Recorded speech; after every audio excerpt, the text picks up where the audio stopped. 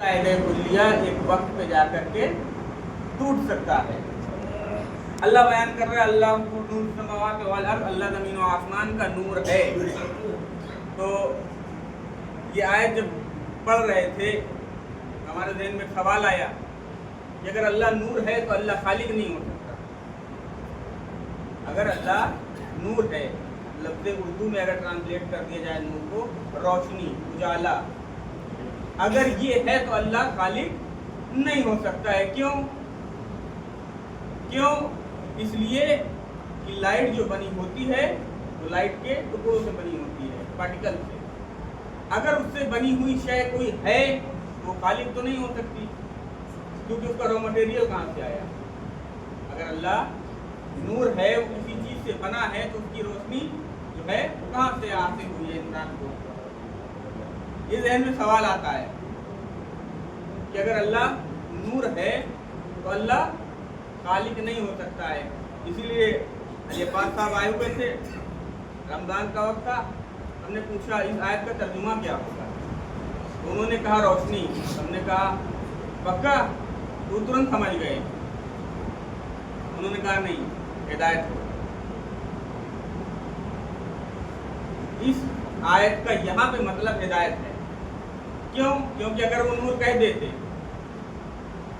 تو یہ انسان جو ہے یہ کہہ سکتا ہے کہ اگر اللہ روشنی ہے تو اللہ خالق نہیں ہو سکتا ہے، کیونکہ روشنی مخلوق ہے، خالق نہیں ہے. تو اگر اللہ ہدایت ہے، اللہ کی ذات گائیڈنس ہے. خداوند عالم ایک اور آیت میں ارشاد فرماتا ہے ان علینا للہدی وان لنا للآخرۃ والأولی. ہم نے ہدایت کی ذمہ داری اپنے اوپر رکھی ہے، ہدایت کا بار اپنے اوپر رکھا ہے، اور دنیا و آخرت کا اختیار اپنے ہاتھوں میں رکھا ہے. خداوند عالم یہاں بتا رہا ہے کہ میں جہاں جہاں پہ اپنے وجود کا اعلان کر رہا ہوں، میں بطور ہادی اور ہدایت اعلان کر رہا ہوں، نہ کہ روشنی کے. خداوند عالم نے جہاں پر یہ آیت کا استعمال کیا کہ میں ہدایت کا ضامن ہوں کہہ کے خاموش نہیں ہوا. خداوند عالم نے کہا دنیا و آخرت کا اختیار میرے ہاتھوں میں ہے. خداوند عالم اپنے بندے کو یہ بتانا چاہ رہا ہے دیکھو ہدایت دینا بھی میرا کام ہے اور فیصلہ بھی میں کروں گا. یہ نہیں ہو سکتا ہے کہ میری ہدایت پہ تم عمل نہ کرو اور بچ کے نکل جاؤ. خداوند عالم ہادی ہے، ہدایت دیتا ہے، اور دنیا و آخرت کا اختیار اس کے ہاتھوں میں ہے. ہمارے یہاں خدا کا تصور یہ نہیں پایا جاتا ہے کہ خدا کے پاس کوئی کام نہیں بچا، نعوذ باللہ، تو جہنم کا پیٹ بھرتا پھرے. ہمارے یہاں یہ تصور نہیں پایا جاتا ہے کہ خدا جسم رکھتا ہے، خدا کی پیر ہوتے ہیں، خدا کے ہاتھ ہوتے ہیں. ہمارے یہاں یہ تصور نہیں پایا جاتا ہے. ہمارے یہاں تصور خدا کا یہ پایا جاتا ہے کہ خداوند عالم ہدایت ہے، جو انسان کو، جو مخلوق کو رہنمائی کرتا ہے، جس نے نبیوں کی بھی رہنمائی کی اور آنے والے وقت تک ہر مخلوق کی ہدایت اور رہنمائی کرے گا. جب خداوند عالم نے اتنی بڑی ذمہ داری لی ہے، مثلا کوئی انسان کہہ دے کہ مثلا میں کہہ دوں کہ جمعہ کی نماز ابھی میں پڑھاؤں گا اور وہاں پہ میں حاضر نہ ہوں. اعلان تو کر دیا کہ پڑھانا مجھے، اب لوگ مشکین بھائی کی جگہ پہ میرا انتظار دیکھ رہے ہیں، ٹائم ہو گیا، فلانا کا ہی پتہ نہیں. تو یہ اچھی بات ہے کہ اپنے اوپر ذمہ داری لینے کے بعد میں وہاں سے غائب ہو جاؤں. خداوند عالم نے کہا دنیا و آخرت کا اختیار میرے ہاتھوں میں ہے، ہدایت کی ذمہ داری میرے ہاتھوں میں ہے. ہے کوئی بندہ جو کہہ دے کہ خداوند عالم ہماری ہدایت کرنے آیا تھا؟ کوئی ایک آدمی ایسا ملے گا جو کہہ دے اللہ میری ہدایت کرنے آیا ہے؟ خداوند عالم اپنی پاکیزگی اور جلالیت کی بنیاد پر ہم تک نہیں آئے گا اور ہم اس تک جا نہیں سکتے.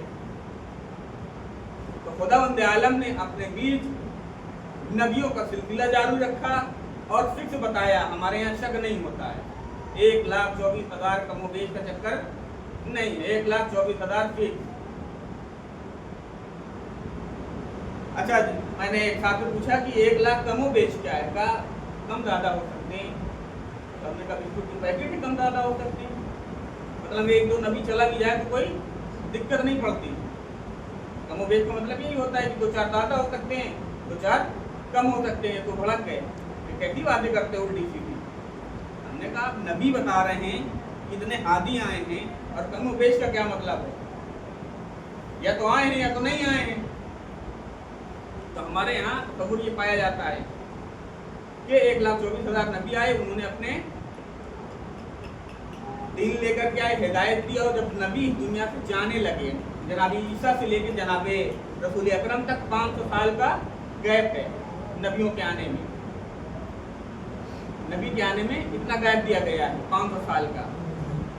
उसके बाद रसूल अकरम आए हैं, रसूल अकरम दुनिया से गए, अमीरुल मोमिनीन को अपने जगह पे रखा, अमीरुल मोमिनीन गए, इमाम हसन को रखा। और जब ये बात इमाम हसन से होते होते ज़ात हुसैन तक पहुंची है, तो वक्त का तकाजा ये होता है कि जनाब ईसा तक जो लोग दीनदार थे, वो रसूल खुदा के मुकाबले में मुकाबले में वही लोग आए थे, वही अकीदे वाले आए थे जो 500 साल पहले दीनदार थे। यानी अगर हादी ना मौजूद हो या वक्फा ले ले ना आए तो आवाम गुमराह हो जाती है।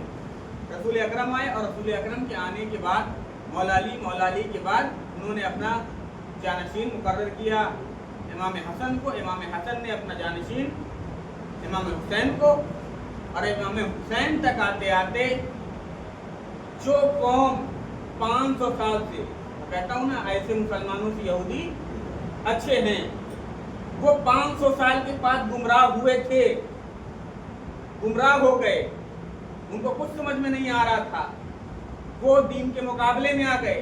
लेकिन पंजतन को देखने के बाद उन्होंने ये कहा कि ये वो सच्चे हैं कि अगर कह दें तो पहाड़ अपनी जगह बदल दे, मुबाइले से इनकार कर दिया।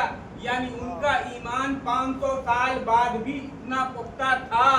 और ये जो बेटी अभी दरबार में जा रही है, ज़्यादा से ज़्यादा 80 दिन के बाद दरबार में अपना हक मांगने, तो उस बेटी की गवाही को झूठा करार दिया गया और ये कहा गया कि गवाह लेकर के आओ।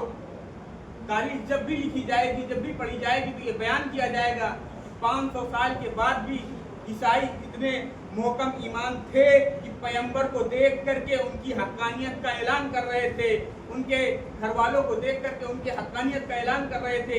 सिर्फ रसूल को ज़्यादा से ज़्यादा 75 से 80 दिन हुए थे। जनाबे फातिमा जब दरबार में गई हैं, उनसे उनका हक मांगा गया। हक मांगने पे सबूत मांगा गया, तहरीर नबी दी है। दूसरे खलीफा ने उसको फाड़ करके पैरों तले रौंद दिया था।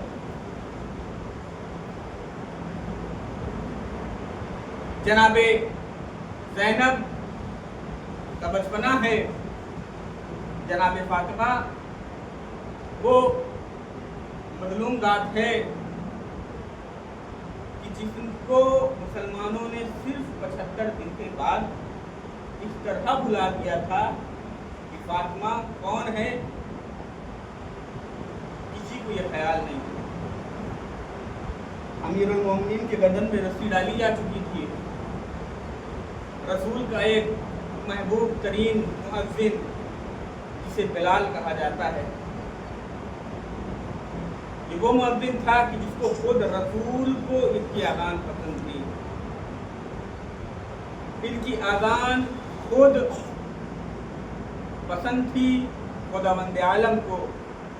ये मुअज्जिन जाता है और जाने के बाद जैसे ही अल्लाह अकबर की सदा बुलंद करता है, जनाब ज़ैनब, जनाब फातिमा जनाब ज़ैनब को लिए हुए दीवार के पास आती हैं। जनाब ज़ैन फातिमा का जो घर था बहुत दूर नहीं था, सहने मस्जिद में उस घर का दरवाज़ा खुलता था। और घर थे, रसूल ने अपनी ज़िंदगी में वो दरवाजे बंद करवा दिए थे। नजासत और गलाजत की वजह से सिर्फ एक दरवाज़ा था जिसका मुंह आज भी मस्जिद के अंदर खुलता था। मस्जिद है, जनाब फातिमा का घर है, मुअज्जिन अज़ान दे रहा है। जैसे ही उसने अल्लाह अकबर कहा, दीवार के करीब आ गई।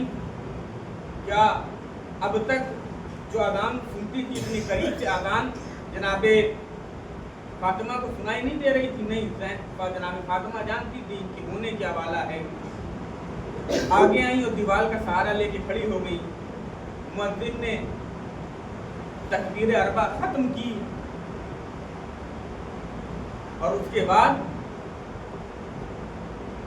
एक आवाज बुलंद की, अशहदु अन्ना इलाहा इल्लल्लाह, मैं गवाही देता हूँ कि मोहम्मद अल्लाह के रसूल हैं। जैसे ही जनाब ज़ैनब ने ये जुमला, जनाब फातिमा ने ये जुमला सुना है, दीवार का सहारा लेकर के बैठ गई हैं। एक कनीज है जो आई है, जमाना उसे फिज़्ज़ा के नाम से जानता है। फिज़्ज़ा ने बावाज़े बुलंद कहा कि जा करके बिलाल से कह दो कि अजान की आवाज़ या तो धीमी कर दे या तो अजान रोक दे, नहीं पैगंबर की बेटी की जान निकल जाएगी। ये पैगाम लेकर के जैसे ही एक इंसान गया है और बिलाल को ये खबर दी है, बिलाल ने सुना और सुनने के बाद एक मर्तबा गौर किया कि ऐसा मैंने क्या कह दिया। मैंने पूरी जिंदगी हो गई पैगंबर की गुलामी की, पैगंबर के बाद अली से वफादारी की, अली के बाद अली के ऊपर मुसीबत आने के बाद भी मैं अहले बैत के साथ खड़ा रहा। अली के चाहने वालों को जब ढूंढ ढूंढ के मारा जा रहा था तो मैं अली वालों की लाइन में खड़ा था। मुझसे ऐसी क्या गलती हो गई कि मेरी आवाज से बुतूल की जान निकल जाए। एक मरतबा बिलाल ने गौर व फिक्र किया और वो पैगाम ले जाने वाला वहां मौजूद था। एक मरतबा खुद बिलाल ने दाड़े मार के रोने लगे। आने वाला पूछा कि तुम क्यों रो रहे हो? कहता है जाके फातिमा से पूछ लो कि फातिमा क्यों रो रही है। इसलिए फातिमा रो रही है, उसीलिए मैं रो रहा हूँ। मैंने अभी शहादत दी है कि मैं गवाही देता हूँ कि मोहम्मद अल्लाह के रसूल है। और ये जैसे ही अज़ान खत्म होगी, लोग नमाज पढ़ने के लिए मस्जिद में आएंगे। मस्जिद से लगा हुआ घर फातिमा का है। ये गवाही सुनने के बाद जो लोग अपनी इबादत शुरू करते हैं, उन्होंने इतना ख्याल नहीं रखा है कि जनाबे फातिमा को रोने तक की मोहलत दी जाए। आज अगर किसी काफिर का बच्चा भी दुनिया, बाप भी दुनिया से चला जाए और काफिर किसी का पड़ोसी हो, ये काफिर का कोई मुसलमान पड़ोसी हो, कोई ये नहीं कहता है कितनी आवाज से मत रो कि मुझे नींद में खलल आ रही है। मान लीजिए आप रो रहे हो, आप मुसलमान हैं, आवाज काफिर के घर तक जा रही है, वो बेचैन होगा, परेशान होगा, लेकिन ये कह के लेट जाएगा कि रो लेने दो, बच्चों का बाप गया है, वही फातिमा है, मदीना है। और मदीने में जब फातिमा रोती है तो एक मर्तबा अली के पास लोग आके ये कहते हैं कि अली फातिमा से कह दो या तो दिन में रोया करे या तो रात में रोया करे, हमारे नींद में खलल पड़ती है। मुसलमानों ने चंद दिनों में रसूल को इस तरह बुलाया, जनाब फातिमा को इस तरह बुलाया, उनके रोने तक पाबंदी लगा।